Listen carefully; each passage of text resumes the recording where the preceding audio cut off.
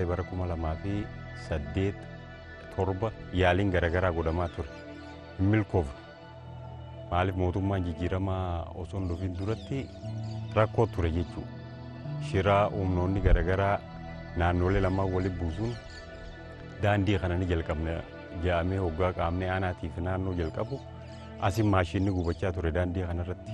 Haa ta'u garuu immoo eega mootummaan jijjiiramaa dhufe booda hariiroon naannolee ollaa jidduu jirtus baay'ee gaarii ture. Kanarra dhaabbannee nuti daandii kana maan jalqabne waan jettuun itti galle keessaafuu daandii Oromiyaa galata guddaa qabu jechuudha. Sababni isaa daandiin 2009 booda daandiin baadiyyaa keessatti hojjetamu fudhatamaan turre. Rakkoo bu'uuraalee misoomaa fi rakkoo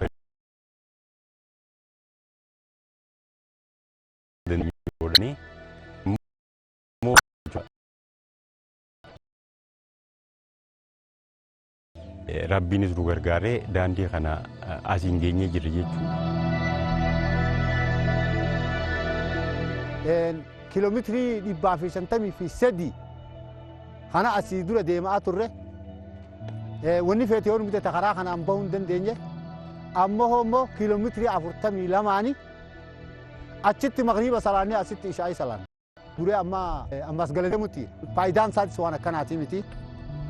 Haalaan itti gammanne. Aanaa keenyarraa nu bilbilanii waltajjii guyyaa kanaa dhufnaan nu ja'anii fa'aa torbee takka keessa faachii naannawanii nu dhufan.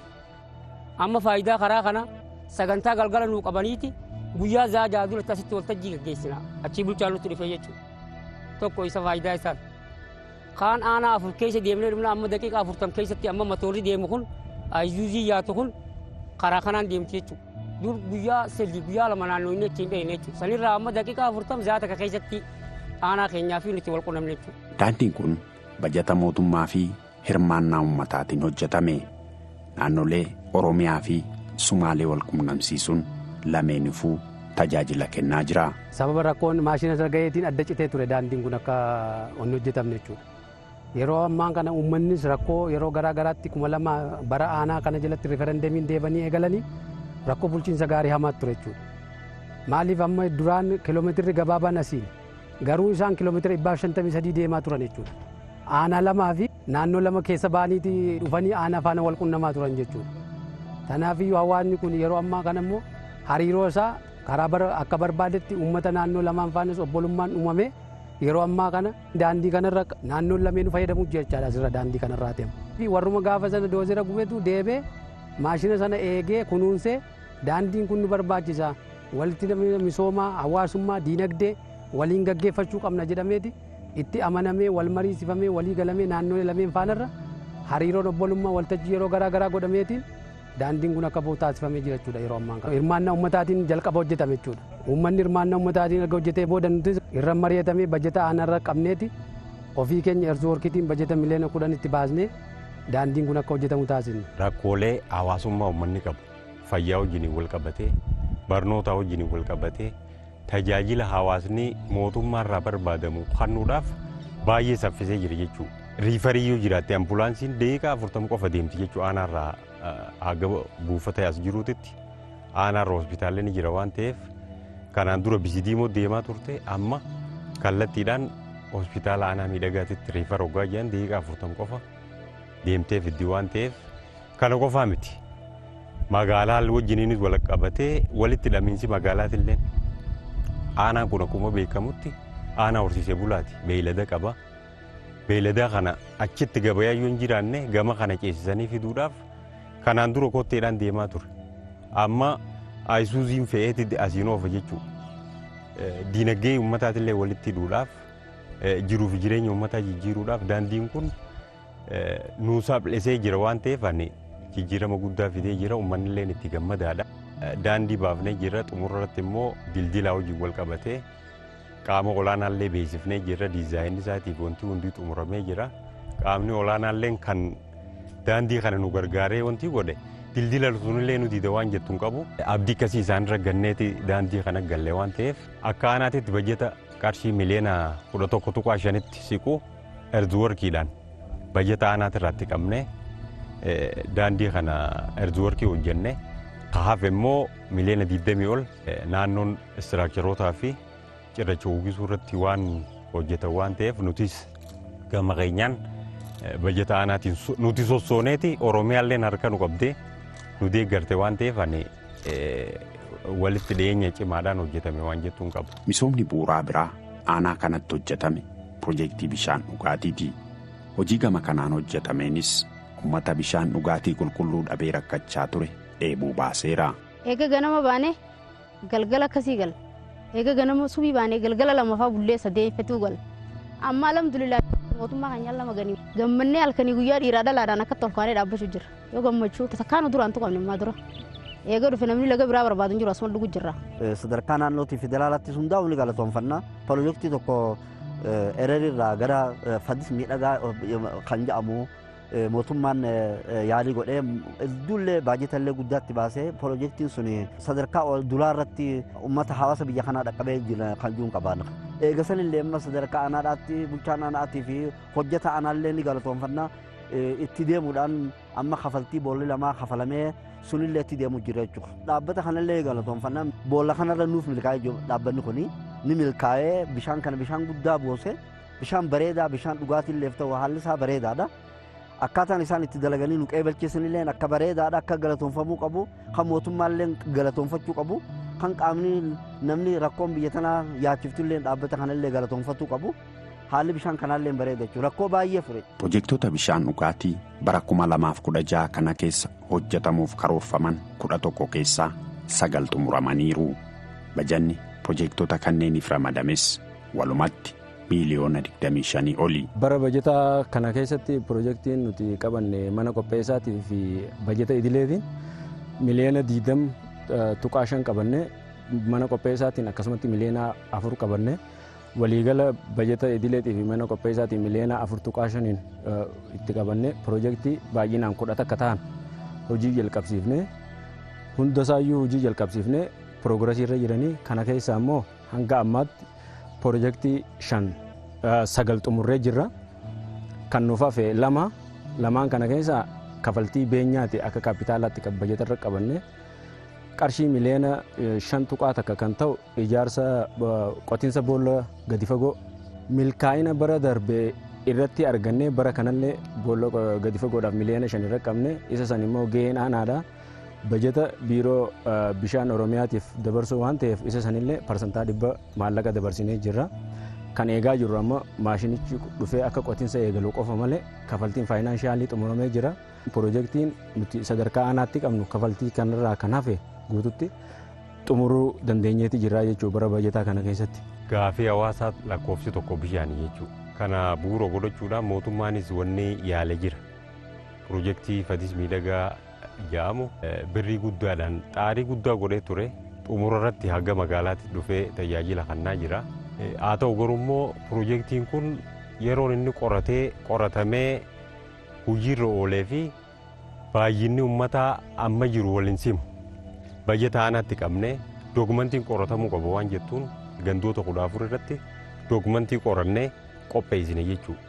Qaamni miti mootummaanis isiniif bishaan baase yoo jedhe maali wanni lafaa qabnu waan jettuun dookumentii qopheessine akka carraa ta'ee rabbiinis nu gargaare 14 keessaa 2 dhaabbanni HCS fuudhee hojiirra oolchee jira.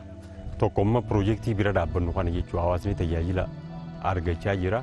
Araddaa roobaa keessatti boonoo 3 qaba. Abbaa warraa 6,000 oli jechuu kan tajaajila kennaa jiru. Lammaffaa amma maashinni seenee jira.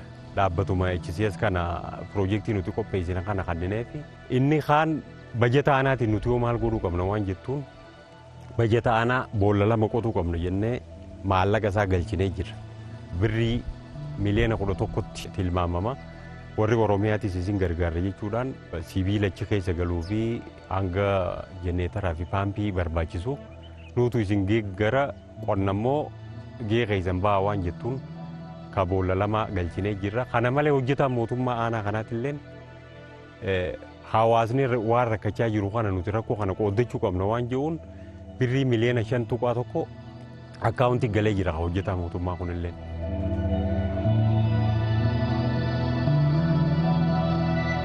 Manneen barnootaa bu'uura boruus araddoota 2019 irratti hirmaannaa ummataatiin qarshii miiliyoona 46 caaluun ijaaramaniiru. Gama kanaan hammi raawwatame kan karoorfame oli. Daa'imman kun walitti qabamanii ta'anii baratanii rafooyyee jeeti kan gubbaarraayis warri aanaatii kunis kallattii nu qabsiise jechuudha.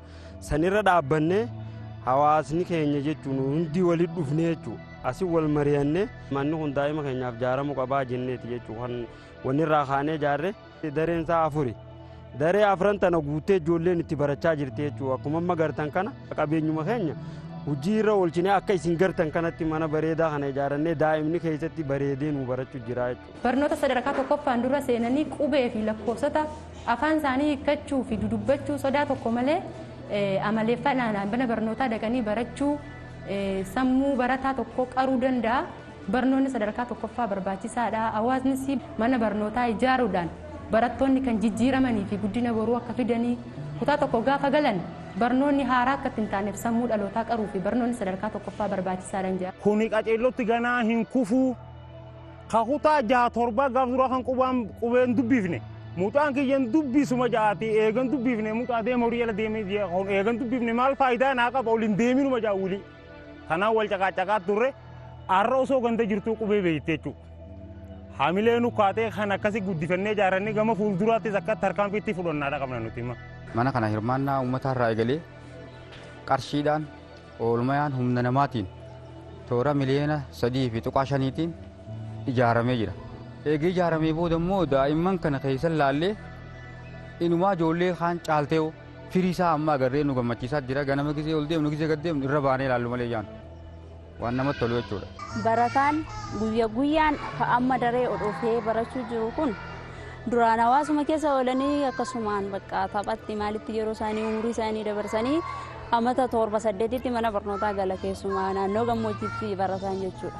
Amma garuu barataan amata 4 fi 5tti maqaa isaa barreessuu danda'ee qubee adda baasee xiqqaaf guddaan lakkoofsota akkasumas qaamolee isaanii fi waan isaan miidhu waan isaan fayyadullee qixa barbaachisutti baranii jiru jedheetiin yaada. Kun immoo barnoota gara fuulduraaf kutaa tokko gaafa dhaqee barataan jecha gabaabaa waliif fidee dubbisuu danda'ee kutaa tokko yoo dhaqe barsiisaallee dararu barattootaaf illee barnoota sirrii ta'a jedheetiin yaada. Akkaanatti manneen barnootaa sadarkaa tokkoffaa 38 fi mana barumsa sadarkaa lammaffaa 2 qabna. Bu'uura boruu 30 takka qabna. Isaan kana keessa waggoota 8 dabre kana manneen barnootaa bu'uura boruu 30 takka ijaarre. Isa keessa bara kana mana barumsa bu'uura boruu 10 karoorfannee 12 ijaarree ijoollee itti galchinee boruu barsiisuu keessatti milkeessuu dandeenye jirra jechuudha. Bu'uurri boruu bara kana ijaarre kun tilmaamaan shallaggii isaa yoo nufiin tilmaamnu humna namaa meeshaa naannootii fi qarshii callaa walitti hidhaame naannoo miliyoona 46.5 tilmaamamu. Kan baasii bajannee mootummaa keessa hin jirre hirmaannaa uummataa qofaan jechuudha. Araddoota 19 qabnu irratti ijaaruu dandeenye jirra jechuudha. Bu'uura boruu ijaarre kana keessatti naannoo barattoonni daa'imman umriin isaanii umrii 5-6 ta'an naannoo gara daa'imman 5,750 mana barumsaa galanii baruu barsiisuu hirmaachuu dandeenye jiranii jechuudha. Isa kanaan bu'aan dhufe maal jennee yoo ni filaalle ijoollee umrii 7tti mana barumsaa seente caalaa ijoolleen umrii 5tti mana barumsaa seente mana barumsaatii wajjin wal bartee madeeyitee dubbisuu barreessuu isaaniitis yoo ilaalte baay'ee kan nama ajaa'ibu jechuudha. Eessa turree waan jaamusan sheenaa kan namatti kaasu waan ta'eef ijaarsa bu'uura boruu kanaanis bu'aan hammana hin jaamne dhufuu danda'ee jira jechuudha. Humna namaa meeshaa naannootiif qarshii callaa tilmaama miliyoona 7-8 olitti kan tilmaamu darees ijaarree jira. Manni jireenya barsiisaa jira. Mana jireenya barsiisaatis 26 bulookii 26 jechuudha. Karoorfannee 26 parsantaa 100 ijaarree xumurree barsiisaa keessatti galchuu dandeenye jirre. Ana kanatti barana walumaa galatti hirmaannaan uummataa qarshii miiliyoona 300 fi miiliyoona 44tti tilmaamamuun piroojeektoonni adda addaa hojjetamaniiru. Kun immoo bajata aanichi piroojeektotaaf ramadu ni caala. Bajata aanaatiin godhuu hin dandeenye ol godhuu dandeenye jira. Bara darbe miliyoona 114 raawwii qabna. Karoora miliyoona 280 aktiivitiilee adda addaa gosoota 42 ta'aniin bajata mootummaatiin alatti hojii ni hojjennaa jennee karoorfannee isaanawwan kana waajjira barnootaatiin, waajjira qonnaatiin, waajjira fayyaatiin humna dargaggoodhaa hirmaachifnee waajjira dargaggootiin hojiileen hojii tolaatiin hojjetaman kan tarraa'aniitu jira. Fakkeenyaaf hojii bishaan cimmisuudha. Mana barumsa bu'uura boruu qofa miliyoona 46.5 ijaarreeti bifa miidhagaa ta'een osoo inni fi bajeta mootummaa ta'e qarshiisan hin argannu ture. Akka waliigalaatti bara kana haga ji'a kanaa qofa miiliyoona 344 hojii bajeta aanaa caalu hirmaannaa hawaasaa qofaan aanaa kana keessatti hojjechuu dandeenyeeti jirra jechuudha. Haala qabatama aanaa keenyaatiin karoora maal irratti hojjechuu qabna waan jettu qopheeffannee mata duree 42 irratti qopheessinee gabbuufne isaafuu bu'uura boruuti irratti mana harka qalleeyyii mana murtii aadaa kana bira qullee kutee hojjetaa mootummaatti illee hirmaachifne bara 2016 mana barnootaa 10 karoorfanne kana keessaa 12 raawwannee jirra. Xumurree ijoolleetti barsiisaa jirra. Kun akka waliigalaatti egaa hojii humna aanaatiin hojjetamuu hin dandeenye baajeta aanaatii oli jechuudha. Bajennee aanaa keenyaa miliyoona 284. Tajaajila tolaatiin garuu wanni hojjenne miliyoona 344. Kanaaf humni bakka tana jiru humna guddaa akka ta'e eeguma keessa gallee argine jechuun ni danda'ama jechuudha. Kanaaf hojiin tajaajila lammummaa rakkoo hawaasa keenyaa furuudhaaf wanni mootummaan labse sun qabataman sirrii ta'uu jijjiirama lafarratti arginee jirra waan ta'eef waan mootummaan godhu caalaa waan hawaasni godhu irra bal'ata waan ta'eef milkaa'ina guddaas arginee jirra. Jijjiirama guddaa jira jechuudha asirratti.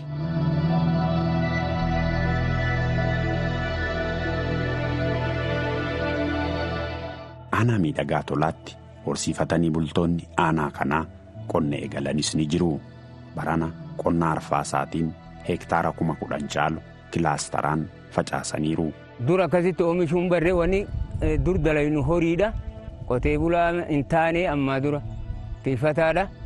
Horiin amma jalaa deebinee hayya karaa kanaan dalaguu turre dhiyaataa kajuu akkasitti dachii qabna. Qonna taraa bonaatis makiinaanis qonnee garagalchinee taraa shanyii bakka takkaa baanee dibootaan qonne akkasitti kaaniin jala buusaa kaaniin xaa'oo buusaa akkasitti oomishinaa jechuudha. Hektaara tokkorraa kintaala 22 ni galchinaa. Habeeke rabbi hoggaa hektaara tokkotti kintaala 22 ni galchinaa jennu hektaara 40tti hanqa ta'u tilmaama. Dhiiroo horii kanaarra midhaan kanaarra nu jiraa jenneeti akkasitti haa uummanni keenya hojjettoonnis walirraa xaa'oo nuuf hennaan akkasii midhaanis seenne duraan ammoo hamma dur hojjennee takka arra misoomni nuu bahe akkasitti itti fuunee jennaan amma midhaan san facaafannee wanni akkatti baalli bareeduuf dhiiraa fi dhalaadhaan sassaabnee jala baanee nutis akka isaaniitti haa akkasitti midhaan kana magarsine rabbii wajjin akkasitti uummanni keenyas xaa'oo nuuf fidee sanirraa ammoo hakaafaa hoggaa inni fudhate hojjaa fuunee jala baana bishaan fuunee jala baana guyyaa jala oolla achirratti akkasitti misoomni kun kanaarra nu wayyaa jennee akkasitti itti fufne dhiiraa dhalaadha.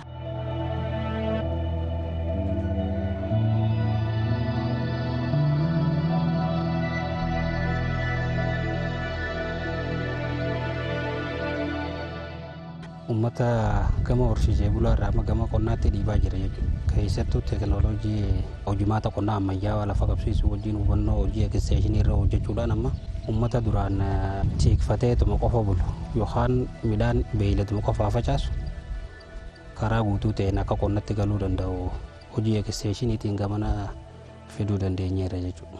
Oomisha gurguddaa boqqolloo ni jira, bishingaan ni jira, kan naannootis kan teekinooloojii ammayyaawaadhaan yeroo gabaabduu keessatti gahuu danda'u kunis jira.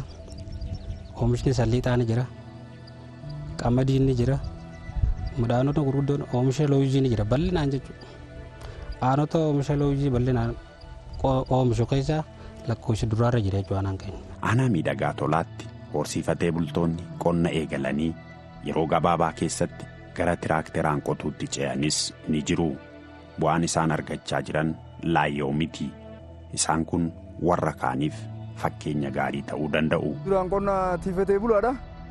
Gara qonna harkaatu zamana kana dhufne qonna harkaarraa gara jibootaatti deemne lafti babal'oon hundi gaafa jibootaan qotanu lafatti hafaa turte.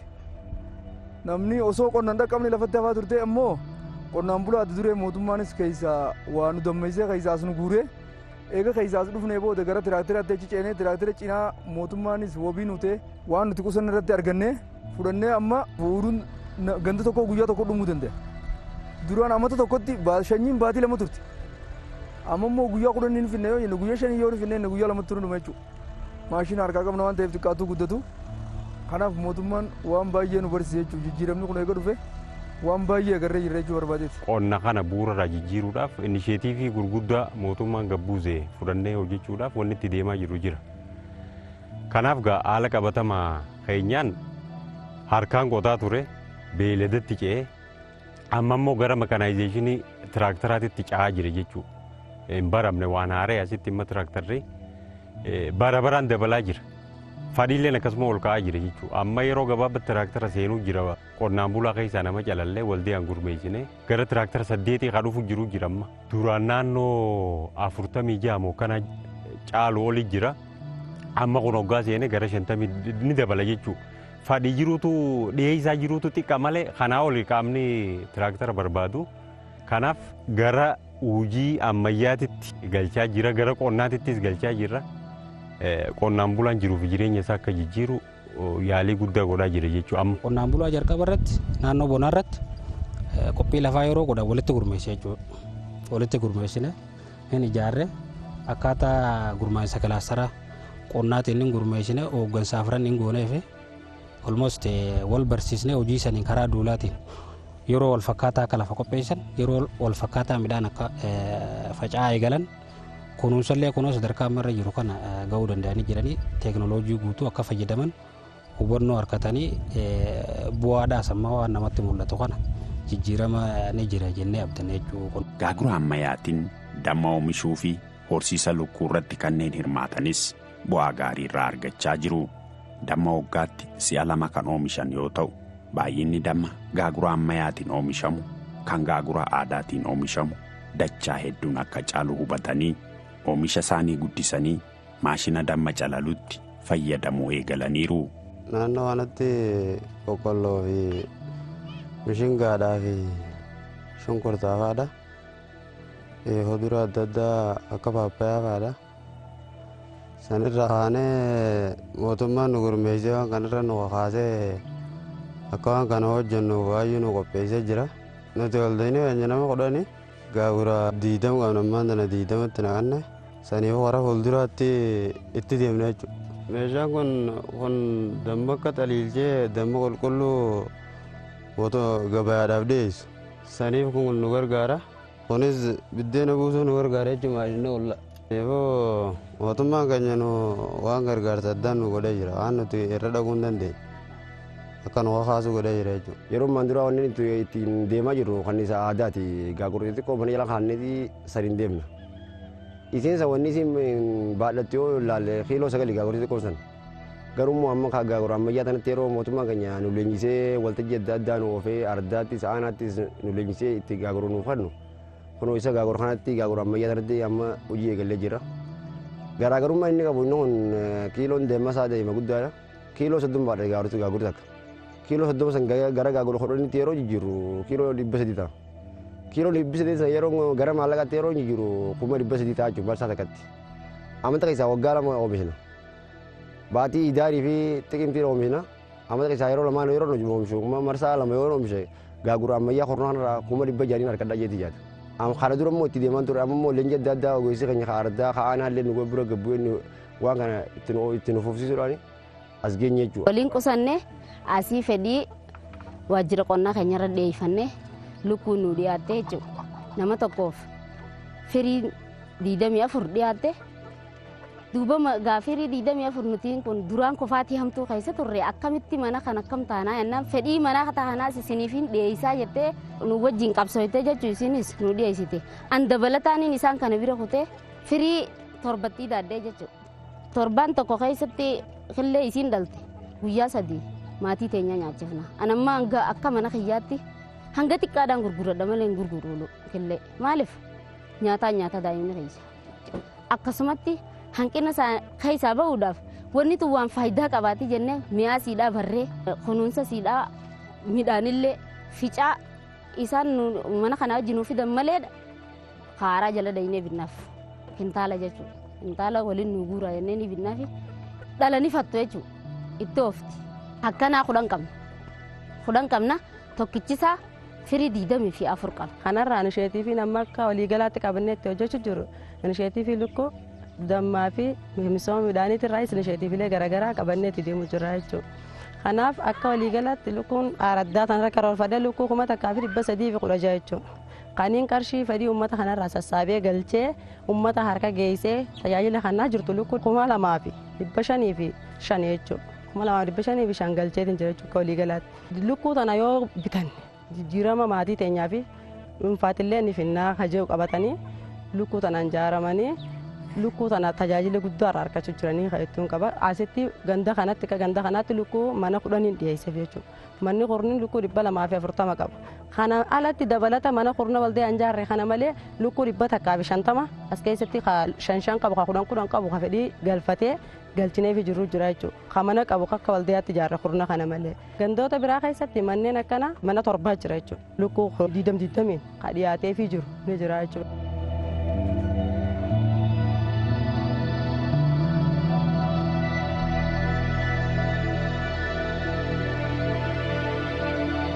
Rooba amma xiqqaa bu'eetti akka fayyadamu goruudhaaf lafa qopheessinee jira. Amma yoo xiqqaate hektaara 500 ol tan baankii mootummaa keessa jirtu jira. Qonnaan buluma kana keessa warra adda duree jennee calallee gara investimentiitti ceesisuudhaaf nama amma yeroo gabaabaa kan lafa qeebalchiifnu jira jechuudha. Maaliif tiraaktaras qabanii invest goona lafa waan jettuun propoozaala isaa qopheessinee qaama olaanaaf dhiyeessinee jirra. Yeroo gabaabaatti waggaa gaddeebi'e kan lafa qeebalchiifnu jira jechuudha. Kanaaf qaamni biraatilleen lafa tanarra hojjetee qonnaan bulaa naannoo kanaatis ni jijjiira investarri jiru dhufee asitti qooda fudhachuu danda'a jechuudha. Maaliif kanaan duras dhaabbileen garaagaraa dhufanii asii hojjechaa turanii maqaa uummata kanaatii fi maqaa aanaa kanaatillee jijjiiruu danda'anii carraa nama baay'eedhaaf uumuu danda'anii wabii midhaan nyaataatillee mirkaneessuu dandeenya waan ta'eef qaamni waan kanarra bobba'uu barbaadu dhufee qooda fudhachuu turre jiraataa waan jettuun qaba.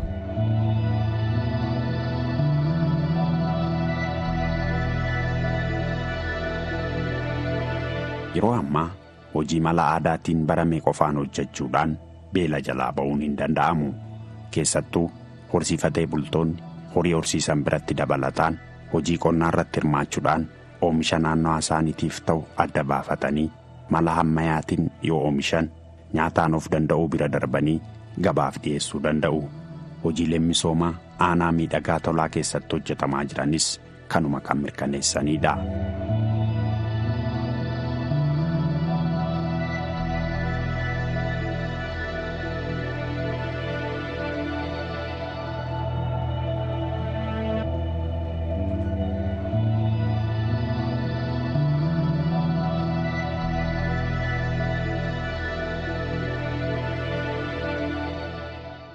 raawwatamee jira. Waldorgommii kubbaa miilaa kilabootaa idilee yeroof xumuramee jira.